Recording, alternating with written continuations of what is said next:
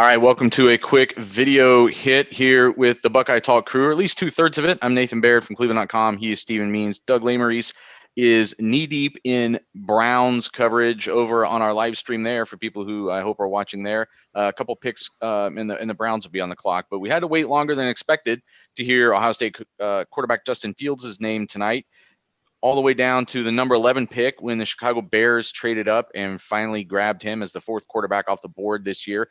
I think it's not a surprise that he slid a little bit. We knew who teams were looking at first and second. We knew that the 49ers, at best, it was like a 1-in-3 shot that Fields would be the guy there. And all the intel that was coming out of the draft was really more toward Mac Jones and Trey Lance and not Justin Fields. And then once that happened, then it was just a matter of really who was probably going to trade up and take him. I thought Denver might take him. You thought, I think, Detroit might take him. Who was it that you picked? So we thought there were some teams in that 7, 8, 9 mix that might take him regardless. But then the other players that kept falling there, those teams just found reasons to pass on him. And finally, it was the Bears, a team that has been just searching for decades for a franchise quarterback. They've tried trading up to get one before. It never works. And the Bears fans now are hoping this is the first time. But Ohio State fans, I know that they were frustrated by this drop, but it wasn't unexpected. And it's actually a spot where maybe Justin Fields could succeed a little bit earlier than if he were taken by a worse team drafting earlier in the draft.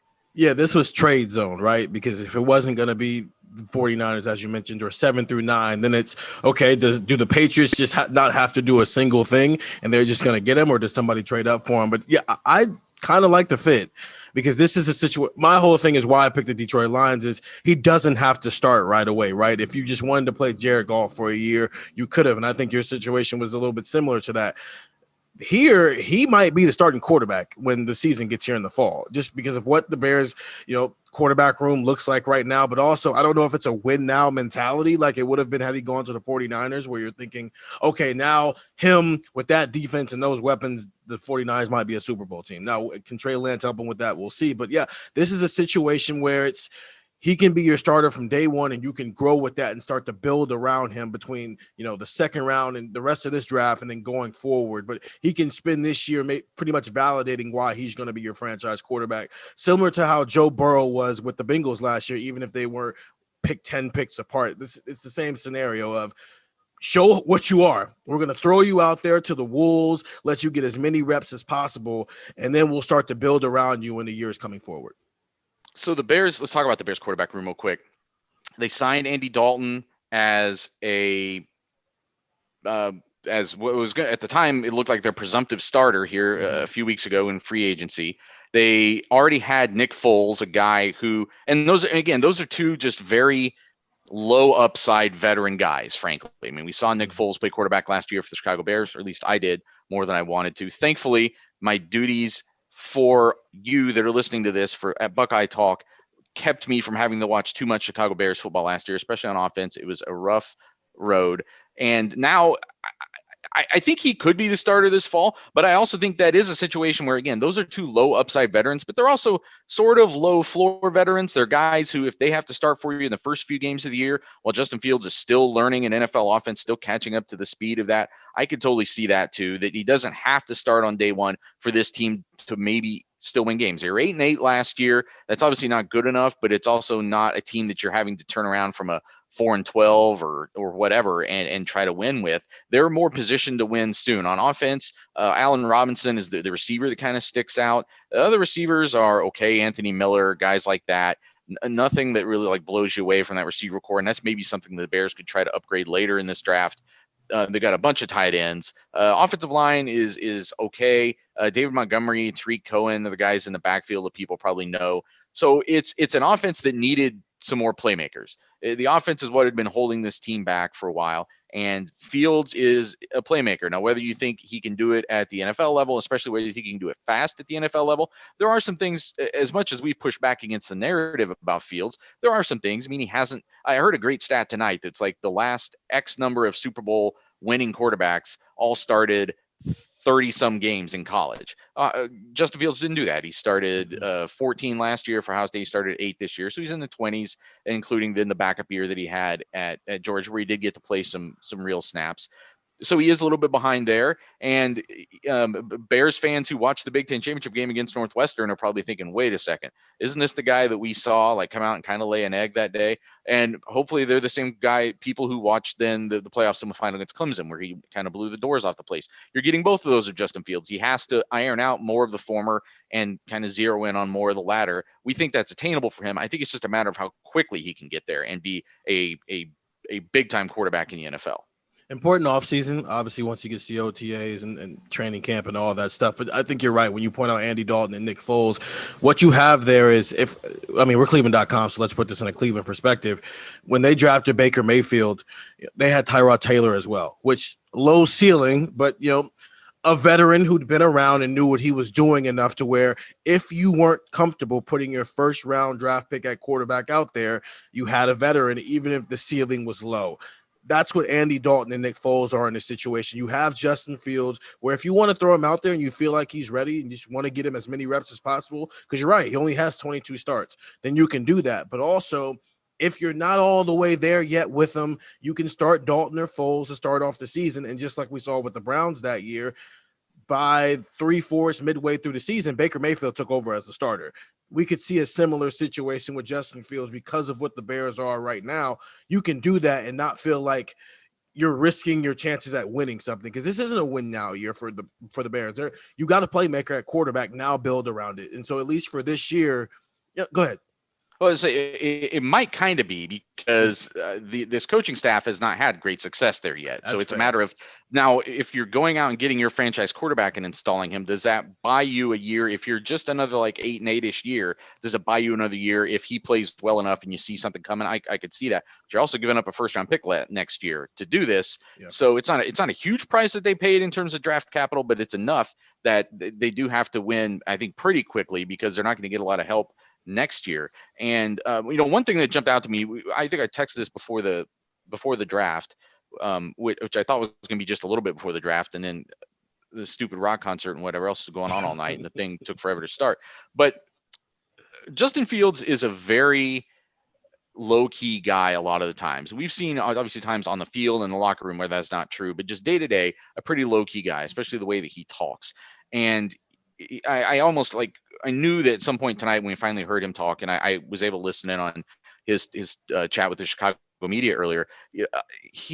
I knew he would say something along the lines of, things happen for a reason. He said that to me in one-on-one conversations before. He said that to all of us many times. But then he threw this in at the end when he was talking about having to wait until being taken at number 11. He said, quote, "I've gone through situations where I haven't been chosen. I think the world has seen the outcome of that." And that's talking about, being passed over at Georgia, feeling like he didn't really get a shot to compete for the job at Georgia like he was supposed to. It's about being passed over for the Heisman Trophy this year and coming out and dropping a bomb on Clemson, I suppose, is probably part of that. Maybe it even goes back to high school and being the number 2 ranked guy, although things worked out, I guess, pretty well for Trevor Lawrence too. Number 1 overall tonight to Urban Meyer in Jacksonville. But there's that fire's in there too. And I think that's important. Like, he's a guy, I don't feel like he gets like fake riled up. I think he looks past that, but I also think he's somebody who will internalize this maybe the right way and take the right fuel from this perceived or actual slight that happened tonight. There is an edge to them, and there's a bit of a cocky edge too. It's a good balance, and that's what you want from your quarterback. We didn't really see it in 2019. I think he was a little bit more nonchalant, building first year starter, wants to prove it on the field first. But we started to see it, especially early in the 2020 season. I think after the Penn State game, I think it was Doug who was asking him about his touchdown passes to Chris Olave. And when he's asking, which one? But he says it in this kind of cocky manner that you would expect from a quarterback. So, yeah, it's there. He is a mild-mannered guy who's more to himself. I asked that line of questioning of, hey, how much of you kind of just hanging out in your house and being a chill guy is COVID, and how much of that is your personality? He admitted it's his personality, but still – there's a competitive side to him, and I think it's Ohio State's media, social media especially, has shown a little bit more of that in the last couple of weeks, giving us some behind the scenes, given what the talk around him has been. And so it's there, even if it's not rah in your face all the time. Maybe like a guy like Tim Tebow was, where you saw it on every single time the camera was on him. So there are probably some Bears fans who might be picking up this feed that we're putting out there and wanting to know about Justin Fields. And I think the term that I always used for him was explosive efficiency. He was a guy who, if you look at the numbers, I mean, he had a completion percentage around 70% these last couple of years. The Pro Football Focus, when you go to like the adjusted passing, the adjusted completion percentage, which takes into depth of target and things like that, had him ranked best in the country the last 2 years, and that includes one season of Joe Burrow and some other really great quarterbacks, including the three guys who were taken ahead of him tonight, and Mac Jones, who went, I think it was 15 to the Patriots tonight. Mm-hmm. So 5 quarterbacks taking the top 15 tonight. Fields was better than all of those guys in a pretty important stat, and it's a stat that has a direct correlation to NFL success. Dwayne Haskins didn't have that. People have my Twitter gets filled up all day with people saying there's never been a good Ohio State quarterback in the NFL, and they're kind of right. Bears fans might remember Mike Tomczak, Kent Graham from the Giants. But you're talking about a long time ago and guys who were just kind of fine. Mm-hmm. And they haven't ever really had a star quarterback in the NFL. Dwayne Haskins was a different kind of quarterback, and these sorts of stats did not predict success for him in the NFL the way they might for Justin Fields. But then on top of that, he does have the 4.4 speed and just a lot of physical weapons that I think can help him probably succeed pretty early in the NFL. I think he will have to I don't know that he's as far along as someone like a Patrick Mahomes was. I mean, we're starting to make some really bad comparisons or some really lofty comparisons, but guys who are taking at that same stature of the draft, right? Mm-hmm. Patrick Mahomes was 10. Deshaun Watson was like 13 in that same draft, the Mitch Trubisky draft. Sorry, Bears fans. But like those kind of guys, I don't know if he steps on the field and throws that well right away, but I think what he's done in college shows what's in him, what's at the top level of his game, what can be brought out of him as he gets to the NFL and learns how to play at that level. And as a reminder, Mahomes didn't play his rookie year. He had to sit and wait a little bit. I don't know. We'll see if Justin has that luxury or not. But I think that's a great way to describe him. And another way, you ask all the time with guys who have physical traits or more dual threat quarterbacks, hey, when you scramble, are you scrambling to buy time, or do you scramble because you're taking off and you want to make a play? And he would often say, I think I asked him outright in 2019. He said, I scramble to buy time. And a lot of they say that you're supposed to say that, but then you see on the field some of these guys, they don't scramble to buy time. They scramble to go make a play because it's always worked for them. I believe him when he says a lot of that stuff. The 4.44 speed, 4.45, whatever it was, that's a bonus. That's an elite thing to have as a bonus. But he actually wants to sit back there and pick you apart with his arm.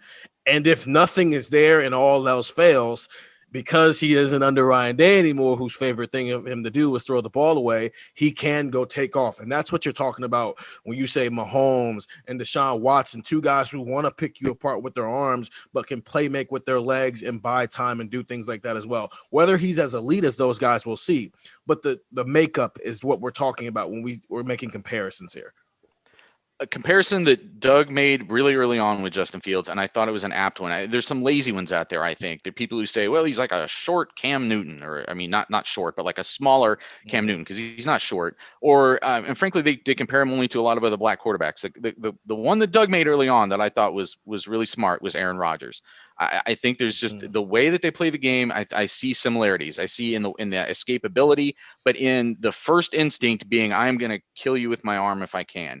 And not being a guy who flees and turns to his legs too soon. And I think if the Bears can push him towards that upside, then things could obviously be pretty special. But he doesn't have to be that good. My father-in-law was texting me. He's a Bears fan, lives in Chicago, and he's texting me like, "Oh, I hope he turns out to be like Mahomes." I'm like, "Well, he doesn't have to be anywhere near as good as Patrick Mahomes for this to be a good move for the Bears, and potentially a good fit for Justin Fields." So that'll do it on this. Not that quick reaction from Buckeye Talk, but we're going to have a full podcast later with Doug that talks about all of this, and follow all our coverage on cleveland.com/OSU. For Stephen Means, I'm Nathan Baird. Thanks for joining us.